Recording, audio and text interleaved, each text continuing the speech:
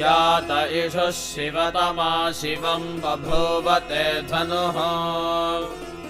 शिवा शरव्या यातवतया नो रुद्रमृडया या ते रुद्रशिवा तनोरघोरा पापकाशिनी तया नस्तनुवासन्तमया गिरिशन्ताभिजागशीः या विशुङ्गिरिशन्तहस्ते बिभर्ष्यस्तवे शिवाङ्गिरित्रताम्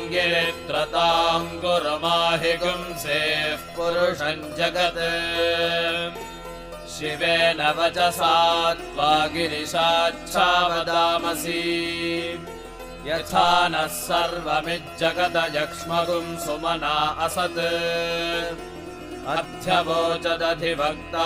प्रथमो दैव्योऽभिषेकः